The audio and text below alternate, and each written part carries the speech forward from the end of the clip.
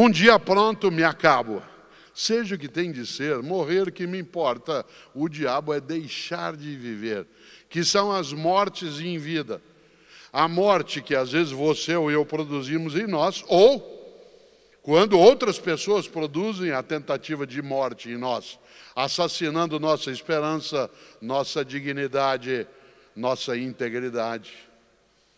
Pessoas que são humilhadas no trabalho por conta da cor da pele, da religião que praticam, do cargo que ocupam, da escolaridade que têm.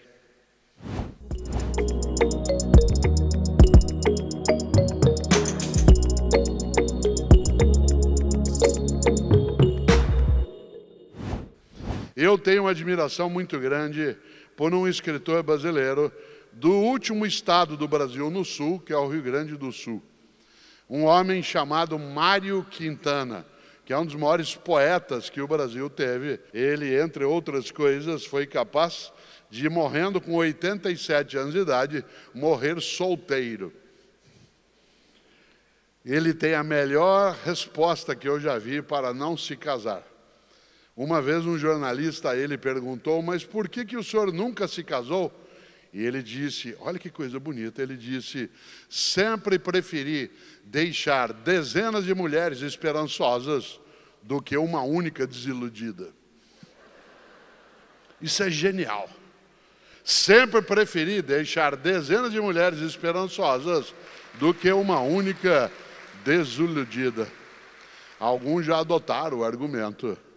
Olha que interessante, Mário Quintana nasceu em Alegrete, no Rio Grande do Sul, faleceu em Porto Alegre e criou coisas maravilhosas. Uma delas, uma trova, um pequeno poema de 4 estrofes que eu vou trazer aqui agora e que diz o seguinte: um dia pronto, me acabo.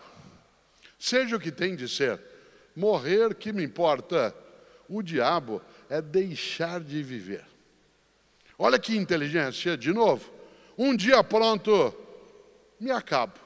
Seja o que tem de ser, morrer que me importa. O diabo é deixar de viver.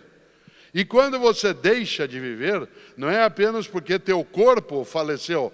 Você deixa de viver quando morre tua esperança, morre tua persistência, morre tua capacidade afetiva, morre a tua ou a minha energia para fazer o melhor. E aí eu sento, relaxo, distraio, desisto. Um dia pronto, me acabo. Seja o que tem de ser, morrer que me importa. O diabo é deixar de viver, que são as mortes em vida. A morte que às vezes você ou eu produzimos em nós, ou quando outras pessoas produzem a tentativa de morte em nós, assassinando nossa esperança, nossa dignidade, nossa integridade. Pessoas que são humilhadas no trabalho por conta da cor da pele, da religião que praticam, do cargo que ocupam, da escolaridade que têm. Pessoas que têm a morte da sua dignidade, que são desprezadas no dia a dia. Interessante porque existe a morte física, e o grande José Saramago, quando produziu, talvez para mim, a segunda melhor obra dele que eu já li, que é Ensaio sobre a Cegueira, ele levanta um pouco essa ideia de nós ficarmos obscurecidos na nossa visão de que ser humano é ser junto e que nós temos que fazer o nosso melhor para isso. Quantas pessoas também aqui nesse espaço, por conta da sua origem, sua sexualidade, sua formação, sua etnia, foram ou são objetos de mortes cotidianas, em que a outra pessoa, no lugar de fazer aquilo que é o melhor para a nossa convivência, harmonia, ao contrário, ela opera, age na direção de uma vida que, além de curta, fique mais pequena ainda. Há uma frase que tem a sua autoria muito controversa, mas que eu não queria deixar de trazer, e eu vou me aproximar aqui da beira do palco, porque ela exige um movimento de braço. Uma frase que diz: uma pessoa só deve olhar outra pessoa de cima para baixo quando for para ajudá-la a se levantar. Uma pessoa só deve olhar outra pessoa de cima para baixo quando for para ajudá-la a ficar na mesma altura. Há pessoas que são tão pequenas que elas só conseguem crescer se elas diminuírem as outras pessoas. E há pessoas que sabem que não são grandes o suficiente e querem continuar crescendo com as outras pessoas e não contra as outras pessoas. É interessante porque quando eu digo e trago aqui isso de modo direto, a noção de que nós somos capazes de vez ou outra, ao encontrar a realidade, dizer eu faço o que eu posso, é evidente que a perspectiva maior é aquela que está no que Mário Quintana trouxe. O diabo é deixar de viver. É quando morre, repito, a tua esperança, a tua dedicação. Não é fácil. Nenhuma pessoa aqui tem uma vida que seja fácil, porque viver, de fato, é complicado. Talvez um dos maiores escritores no nosso idioma, na língua portuguesa, falada ao modo europeu, ou ao modo como falamos em outros países do mundo, talvez um dos maiores seja um brasileiro, que muitos conhecem, chamado Guimarães Rosa, que era médico, que morreu em 1967 e deixou uma obra imensa. Um dos seus romances, cujo título muita gente que conhece, é Grande Sertão Veredas. Ele tem uma presença imensa na literatura no nosso idioma, e o mais gostoso é que Guimarães Rosa, na sua obra Grande Sertão Veredas, faz um dos personagens dizer várias vezes durante o romance: viver é muito perigoso. Viver é muito perigoso. Como é? Nesse sentido, é claro, que viver se torna ainda mais perigoso se você ou eu não fizermos o nosso melhor. Se nós formos incapazes de produzir uma energia que recuse a mediocridade. E o que é a mediocridade? Eu faço o que eu posso. Morno. Quer ver um exemplo disso? Do que é a mediocridade? Quando eu era criança, em Londrina, no estado do Paraná, onde uma bandeira foi levantada agora há pouco, com os ramos, o estado do Paraná foi um estado muito produtor de mate, de um tipo de erva que se consome em algumas regiões do Brasil, e também de café. E a bandeira tem um pouco um ramo de mate e um ramo de café.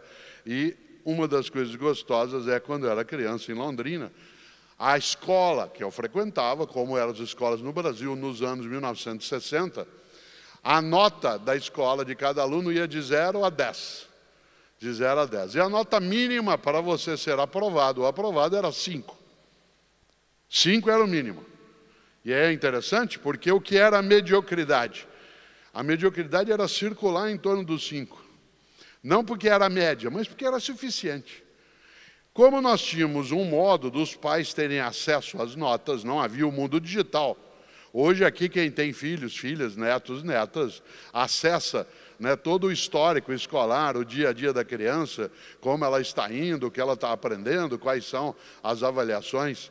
E quando eu era criança, não. Cada um de nós, na escola e na sala de aula, tinha uma pequena caderneta, um caderninho, com a tua foto, teus dados, e que nessa caderneta se anotava, ela ficava na escola, a caderneta, se anotava tuas faltas, observações da escola e as tuas notas. A cada bimestre, essa caderneta era entregue a cada criança, no caso a mim, para que eu levasse para que meus pais, ou o responsável, lesse aquilo e assinasse que estava ciente. Aliás, havia uma regra. Se você chegasse no dia seguinte na escola sem a caderneta assinada, você não entrava. O que levou vários de nós no Brasil a desenvolver uma habilidade grafológica assim imensa.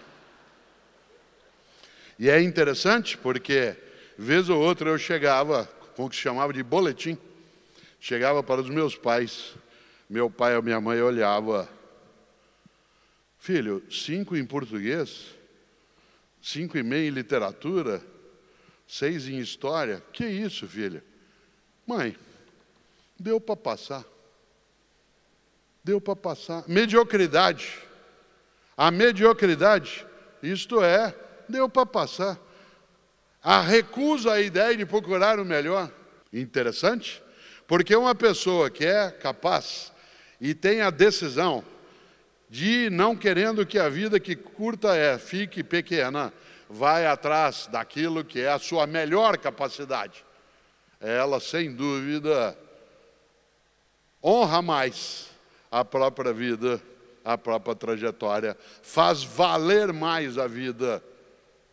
É interessante porque quando a gente lembra a noção de mediocridade, é exatamente a perda da referência do que é excelência. O que é uma pessoa excelente? Uma pessoa excelente é aquela que faz o melhor dela na condição que ela tem. É muito comum, não só no Brasil, mas desde que Cláudio e eu chegamos a Portugal, faz 4 dias, tem sido comum eu encontrar pessoas que nem só vieram do mesmo país que eu, mas pessoas que também são originárias aqui de Portugal, mas outras pessoas do Brasil, de Angola, Moçambique, outras nações também, que a pessoa, ao encontrar com ela olha para mim, como aconteceu no aeroporto de Lisboa, quando nós pousamos, vindo da Espanha, uma pessoa parou em mim e disse assim: faça o teu melhor na condição que você tem, enquanto não tens condições melhores para fazer melhor ainda. Eu falei: sim, senhor. Esta ideia, faz o teu melhor na condição que você tem, que no meu país de origem a gente diz faça o teu melhor, mas usando o modo do português europeu, faz o teu melhor na condição que tens, enquanto não tem condições melhores para fazer melhor ainda. Ele não é um slogan, embora ele possa funcionar desse modo. Ele é um princípio de vida para que essa vida que é curta, não seja pequena.